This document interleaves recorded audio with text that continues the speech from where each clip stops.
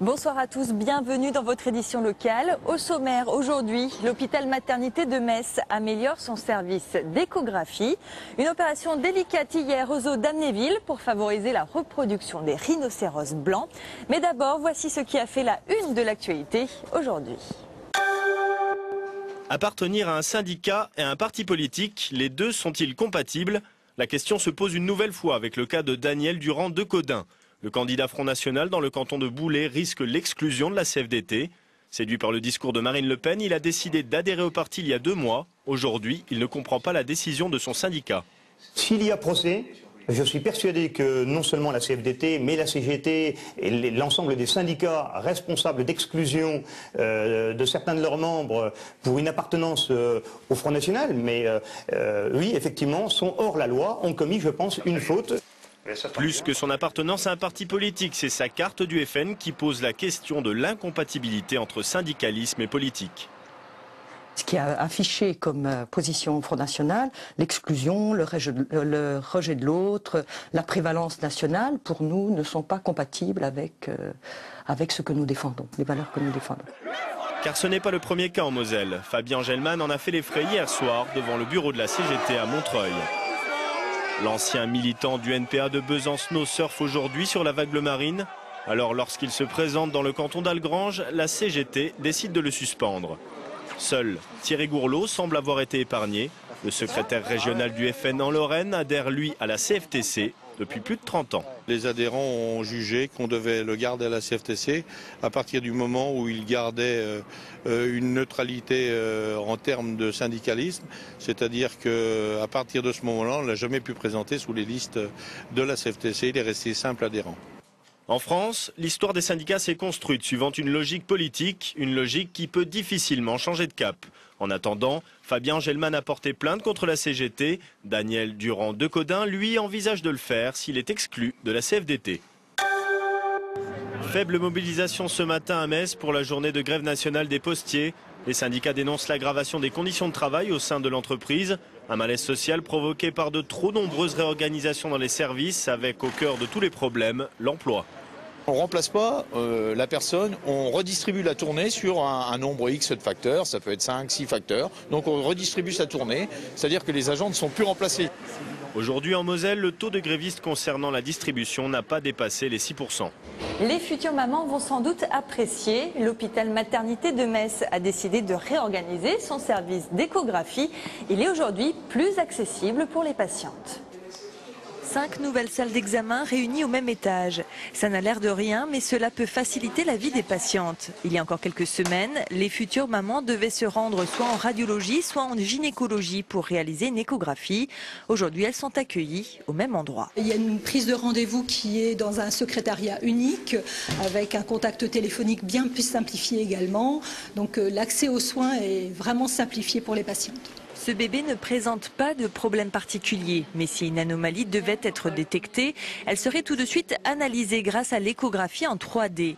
L'hôpital maternité de Metz a investi 95 000 € dans cet équipement pour améliorer ses diagnostics. S'il y a une suspicion de malformation, ou même certains organes internes, des gens habilités qui connaissent bien l'anatomie, qui connaissent bien le fonctionnement, vont pouvoir affirmer ou infirmer le diagnostic d'anomalie morphologique. Ce service d'échographie restera en place jusqu'à l'ouverture de la nouvelle maternité publique à Mercy, prévue en septembre 2012. Bernard Pivot, Enki Bilal, Laura Adler et un président de renom, Jean d'Ormesson. Voici quelques-uns des invités prestigieux que le public pourra rencontrer lors de l'édition 2011 de l'été du livre. L'événement littéraire s'installe sur la place de la République avec pour thème cette année littérature et journalisme. On a voulu surtout montrer tous les points de rencontre. C'est pour ça qu'on fait des conversations, des croisements, tous les points de rencontre, toutes les affinités qu'il peut y avoir entre journalistes et écrivains. Premier rendez-vous le 14 avril avec Amélie Nothomb au Centre Pompidou de Metz. Les yeux bandés et les oreilles bouchées pour ne pas la stresser davantage. Soigné et partiellement endormi, mais l'animal pourrait malgré tout avoir des réflexes dangereux. Des mesures exceptionnelles pour une opération qui l'est tout autant. L'insémination artificielle de cette femelle rhinocéros âgée de 11 ans. Le sperme qu'elle va recevoir a été prélevé le matin même sur un mâle du zoo de Beauval dans le Loir-et-Cher. car celui d'Amnéville, trop âgé, ne produit plus une semence de bonne qualité. Pour Tsoigny, en revanche, le timing semble parfait. C'est ce qu'ont prouvé plusieurs échographies. On avait Tsoigny qui était, on va dire, presque prête. Pour redonner un petit coup de pouce au destin, elle a été traitée hormonalement encore hier, au moyen d'un petit implant qu'on lui a mis derrière l'oreille, de façon à provoquer l'ovulation au moment, quelques heures autour du moment de l'insémination. Une opération qui n'a réussi que 6 fois dans le monde sur un rhinocéros. Et pour y parvenir, on fait appel à ces 2 chercheurs allemands. Des spécialistes mondiaux d'insémination artificielle de mammifères. Et hier à Amnéville, tout s'est déroulé parfaitement. Le sperme est de très bonne qualité. Il a bien supporté le transport. On l'a inséré dans l'utérus et maintenant le sperme peut voyager et rencontrer l'ovule. Un petit coup de pouce à la nature dans le cadre du programme européen d'élevage de cette espèce menacée. Pour optimiser les chances de réussite, une seconde insémination a même été pratiquée ce matin. Il faudra attendre 3 mois pour savoir si Tsoigny sera maman et 16 pour voir arriver un bébé rhinocéros. Suite à présent de notre série consacrée au bien-être, ce soir, vous verrez que certaines entreprises chouchoutent leurs salariés pour lutter contre le stress au travail. Un salarié sur 5 stressé au travail, 8 sur 10 souffrant de mal de dos. Alors ici, on a décidé de faire le grand ménage.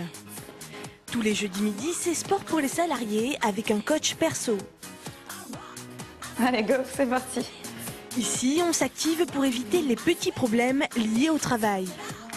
Ça peut être, par exemple, en entreprise, principalement des troubles musculo-squelettiques.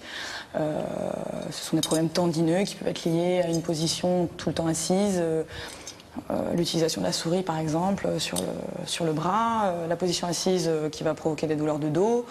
Voilà, tous ces problèmes-là, on va essayer de les prendre en considération et puis de travailler pour les éviter. On est fatigué de faire du sport et on n'est pas fatigué d'une journée au bureau à être assise. Bon, souvent le soir quand on rentre on n'a plus envie.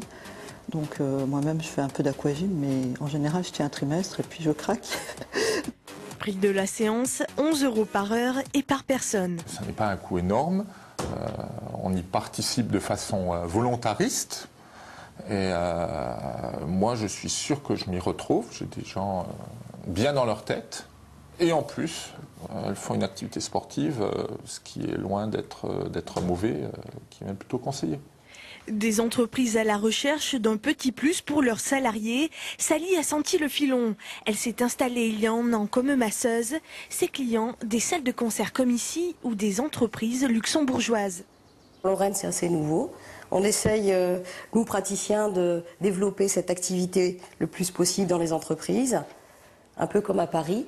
Vous avez pratiquement, dans beaucoup de sociétés, des personnes qui viennent masser toutes les semaines. Simple effet de mode ou changement plus profond, pour contrer le mal-être au travail et les problèmes de santé, de plus en plus d'entreprises privilégient la carte bien-être. Journée porte ouverte demain à l'école supérieure d'art de Lorraine de Metz. Les halles accueillent le public entre 10h et 20h. Influence jazz, blues, afro, latino et autres. Zaz, la chanteuse venue du Pays Basque, se produit à Florange demain à 20h30 à la Passerelle. C'est la fin de cette édition. Dans quelques instants, le reste de l'actualité en Lorraine et votre météo. On se retrouve demain à 18h40. Très belle soirée à vous tous.